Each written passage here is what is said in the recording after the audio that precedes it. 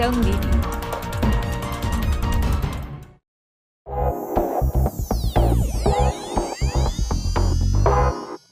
가정폭력 범죄의 처벌 등에 관한 특례법 제2조에 의하면 가정폭력이란 가정 구성원 사이의 신체적, 정신적 또는 재산상 피해를 수반하는 행위를 말한다고 명시되어 있습니다. 가정폭력은 부부싸움이 아닙니다. 가정폭력은 가족에게 신체적, 정신적, 언어적, 성적 피해를 주는 모든 학대 행위이자 범죄입니다. 부부싸움이 경우에 따라 심각한 폭력일 수 있습니다. 가정폭력은 가족 구성원이 서로 존중하고 동등한 관계에서는 발생하지 않습니다. 가정폭력의 유형에는 신체적 폭력, 언어, 정서적 폭력, 성적 폭력, 경제적 폭력이 있습니다. 신체적 폭력에는 폭행, 감금, 신체 억압, 행동 자유 구속 등이 포함되며 언어, 정서적 폭력에는 욕설, 폭언, 가족 비난, 심리적 괴롭힘, 외부관계 단절, 일거수일투족 감시 등이 포함됩니다. 그리고 성적 폭력에는 성적 자기결정권 침해, 부부 강간, 강제 불임 및 낙태, 자녀에 대한 성학대 등이 포함됩니다. 경제적 폭력에는 경제적 방임, 유기, 경제활동 통제, 지출 목록 감시, 양육비 미지원 등이 포함됩니다. 가정폭력은 가정 내에서 은밀하게 일어나 발생하기 때문에 은폐되기 쉽고 사회적으로 묵인되기 쉽습니다.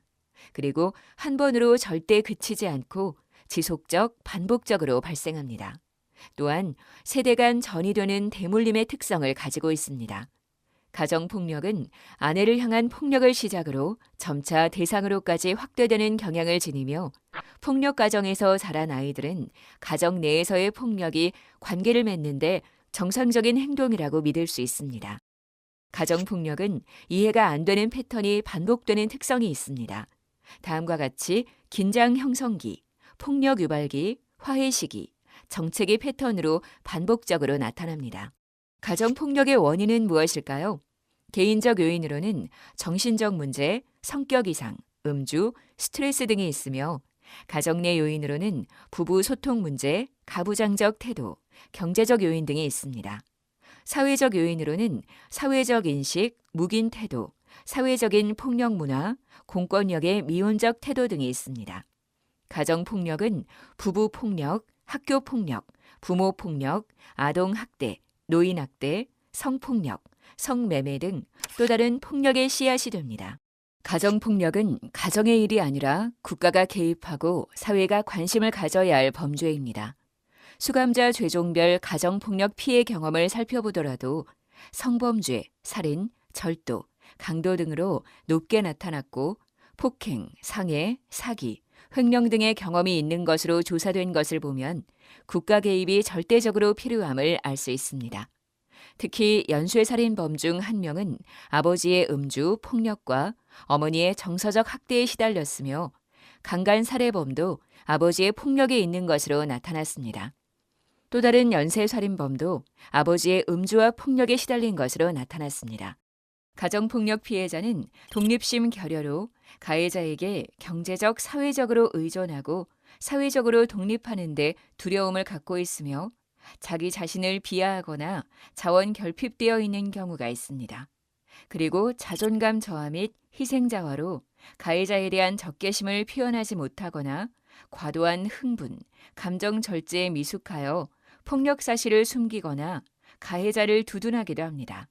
또한 공포의 재경험으로 외상 후 스트레스를 겪고 가해자를 연상할 수 있는 대상 공간에 공포를 느낍니다. 뿐만 아니라 가정폭력 피해자 다수가 우울증과 우울장애를 경험합니다. 이처럼 모든 피해자는 같은 모습을 하고 있지 않습니다. 그리고 피해자는 가정폭력을 이야기하기 어려워합니다. 가해자와 정서적 애착관계, 가해자가 자신 또는 다른 가족에게 보복할 것이라는 두려움, 의사소통의 한계, 수치심, 무력감, 정보와 자원 접근성 부족, 학대 사실을 인지하지 못함, 사회적, 물리적 고립, 가족은 함께해야 한다는 강한 신념, 사법체계가 학대를 멈추거나 자신을 보호하지 못할 것이라는 생각, 가해자에게 경제적으로 의존하고 있는 등 여러 가지 이유로 이야기하기를 꺼려합니다. 폭력 피해자의 특성 과정을 살펴보면 수치심과 자존심 때문에 함구하는 분노의 시기를 거쳐 폭력의 반복으로 인해 공포에 시달려 함구하는 공포의 시기를 겪게 됩니다. 그리고 지속적인 폭력으로 인한 독립 포기와 체념인 무기력의 시기를 겪게 됩니다. 가정폭력 사건 처리 시 가정폭력 피해자 지원은 무엇보다 가정폭력 피해자의 이해를 바탕으로 한 안전을 확보하는 것입니다. 이를 위해 첫째, 피해자 입장에서 보다 적극적인 개입 및 보호가 필요합니다. 둘째, 후속 지원을 위해 정확한 피해 정도 확인이 필요합니다. 셋째, 피해자의 신변 보호와 피신처의 비밀 보장이 필요합니다. 이런 적극적이고 신속한 사건 처리는 피해자에게 법을 신뢰하도록 하고 가해자에게는 폭력에 대한 책임감을 높이게 합니다. 이번에는 가정폭력 현장 출동 단계별 대처법에 대해 살펴보겠습니다. 신고 접수 단계에서는 정확한 장소와 상황을 파악하고 부상 여부를 확인하며 추가 피해 가능성을 안내합니다. 그리고 가해자의 약물, 음주 여부 등을 확인합니다. 그 다음 현장 출동 단계에서는 사안의 경중 불문하고 경찰 장구를 휴대하며 피해자의 안전 및 다른 가족의 피해 여부를 확인하고 피해자와 가해자를 분리합니다. 그리고 업무 일지에 피해자의 응급조치 처리 시 응급조치 보고서, 가정폭력 재발 위험성 조사표, 긴급 임시조치 확인서를 작성합니다. 또한 피해자가 처벌을 원치 않을 경우 가정보호 사건 처리 시 징역, 벌금, 구류 등 형사처벌 대상이 아님을 설명해야 하며 피해자 권리고지 확인서를 교부하고 1366 센터, 쉼터 등 피해자 보호기관을 안내합니다. 가정폭력 피해자 면담 시 유의점을 살펴보면 피해를 사소한 일로 보지 말아야 합니다. 그리고 이혼할 거 아니면 고소 다시 생각해 보세요. 신고하면 더 어려워질 수 있습니다 등 가해자의 폭력에 동조하지 말아야 합니다. 또한 맞을 짓을 했겠죠. 그러니까 남편이 그러죠. 등 피해자를 비난하지 말아야 하며 가족 간에 고소가 안 된다는 등 호적에 빨간 줄 그어지니 잘 생각해 보라는 등의 잘못된 정보를 제공하지 않아야 합니다. 피해자 면담 시 지켜야 할 사항은 첫째, 기본적인 원리인 비밀 보장을 꼭 지켜야 합니다. 둘째, 신뢰의 안전망을 형성합니다. 친밀한 관계에서만 어려운 얘기를 할 수 있습니다. 셋째, 정리된 공간이나 분리된 상담 장소 등 정돈된 주변 환경을 만들어줍니다. 넷째, 피해자가 하는 말을 느낌으로 표현해 줍니다. 다섯째, 피해자를 판단하는 느낌이 드는 왜라는 질문은 피합니다. 가정폭력 가해자는 누구일까요? 가해자는 불행한 성장 과정의 경험이 있으며 관계 형성이 미숙하며 과거 폭력 피해 경험이 있습니다. 또한 사람을 수단으로 보는 시각이 있으며 분노 조절이 어렵고 통제하려는 행동을 보입니다. 가정폭력 가해자의 재발 방지를 위한 개입에 대해 살펴보겠습니다. 사건 조사 단계에서는 가해자를 세심히 살펴봐야 합니다. 폭력 행위에 어떠한 정당성도 없음을 분명히 하고 가정 내 폭력 또한 분명한 범죄이며 사법 심판이 가능함을 알립니다. 그리고 가정폭력 재발 방지를 위해 폭력 행위에 대한 명확한 사실을 밝힙니다. 사건 조사 단계에서는 초동 조치 시 사건을 기록하고 피해자 권리고지 확인서를 작성하고 가정폭력 재범 위험성 조사표를 확인합니다. 사후 조치 단계에서는 가해자 폭력 재발 여부 확인을 위해 지속적인 모니터링을 해야 합니다. 그리고 가해자의 성행 교정을 위한 상담 프로그램을 안내합니다. 솔루션팀, 가정폭력 상담소 등 지역 내 관련 기관과의 네트워크를 활용합니다. 또한 가정폭력 재발 방지를 위한 지구대 현장 출동 경찰, 수사관, 학대 예방 경찰과의 유기적 협업을 합니다.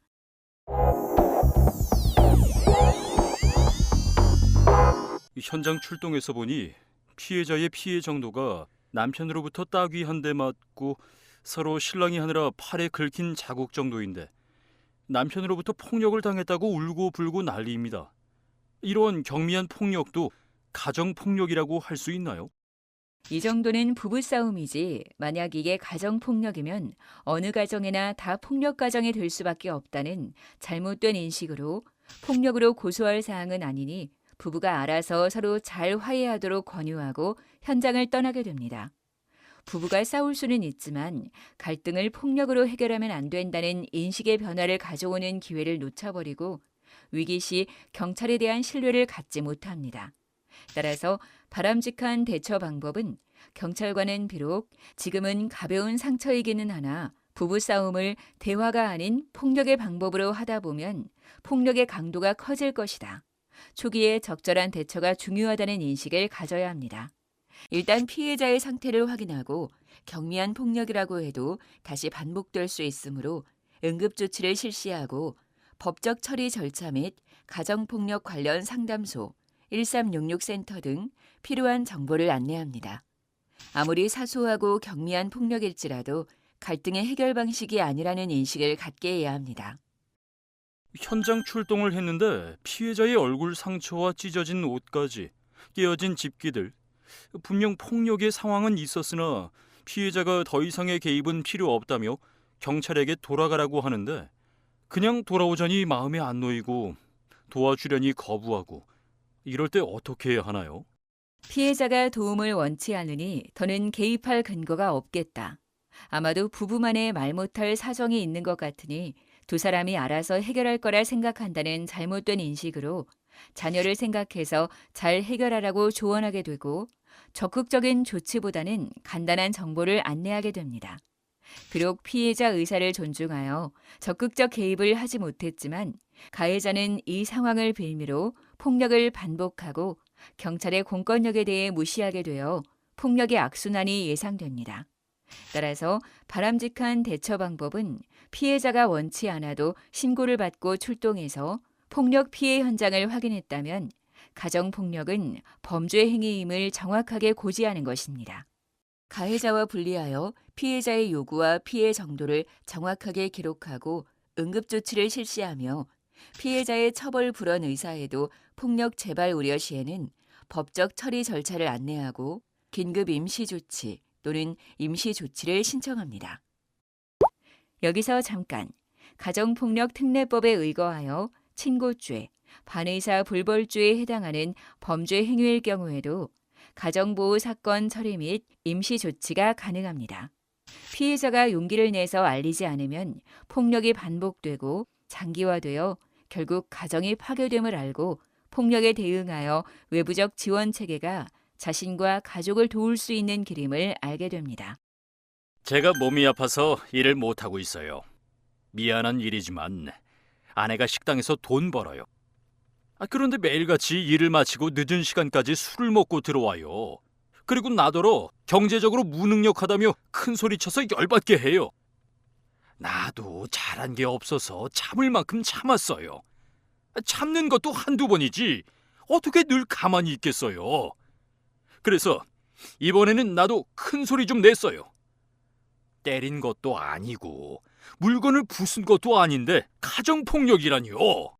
여자가 술을 마시고 늦게 들어와서 술주정하면 나 같아도 화가 치밀어 손이 올라갈 것 같다는 잘못된 인식으로 상황은 같은 남자로서 충분히 공감은 되나 그래도 아내가 술이 깬 이후에 서로 대화를 잘해보라고 하고 돌아가라고 대응하게 되어 결국에 행위자는 자신의 잘못된 행동을 반성하지 못하고 아내가 잘못을 할 때마다 폭력을 정당화하려 합니다. 따라서 바람직한 대처 방법은 음주 이후의 습관이 잘못된 것은 인정되나 이를 폭력으로 해결하려고 하는 것은 잘못됨을 인식하고 계속 반복되어 온 상황이 얼마나 지속되었는지 조사하며 응급조치 및 임시조치를 실시합니다. 그리고 알코올 문제에 대해 치료를 받을 수 있도록 관련 전문기관이나 상담기관의 정보를 안내합니다. 행위자는 폭력을 행사하면 문제를 더 심각하게 만든다는 것을 깨닫고 잘못된 행동을 교정해야 할 필요성을 알게 됩니다. 남편이 오늘도 술에 쩐 목소리로 전화를 해 식구들을 다 죽여버린다고 협박했어요. 늘 이런 식으로 선전포고하고 집에 오면 뭔가 꼬투리 잡아서 폭력을 행사해요. 오늘도 분명 그럴 거예요. 이제 남편이 올 시간인데 출동해서 어떻게 좀 해주세요. 전에도 도움을 요청해봤지만 경찰이 도와주지 않았어요. 오늘 또 그냥 맞으라는 거예요? 너무 무서워요. 정말 더 이상 맞고 싶지 않아요. 제발 와주세요. 폭력이 발생하지도 않았는데 예상되는 정황만으로 현장 출동은 가능하지 않다는 잘못된 인식은 급박한 상황이 아니므로 폭력이 발생되면 그때 다시 신고해 줄 것을 요구하게 됩니다. 결국 피해자는 위기 시 경찰의 도움을 받을 수 없다고 판단하고 자포자기로 폭력이 장기화될 수 있습니다. 따라서 바람직한 대처 방법은 비록 지금 바로 폭력 발생은 없지만 그동안 반복되어 온 것으로 보아 도와주어야 할 것 같다는 인식을 갖고 피해자의 주소를 확인하고 1366으로 전화 연계를 도와야 합니다.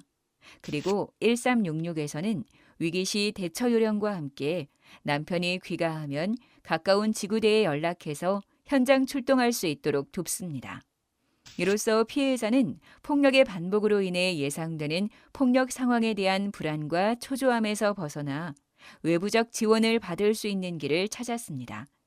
공권력의 첫 개입은 향후 행위자와 피해자에 큰 영향을 줍니다. 공권력 개입이 늦거나 개입 정도가 가벼우면 피해자 최후의 심리적 저지선이 무너지고 행위자는 피해자에 대한 통제와 폭력을 강화하게 됩니다. 피해자에 대한 2차 피해를 줄이기 위한 최선의 방법은 가정폭력 피해자의 이해를 바탕으로 한 안전 확보입니다.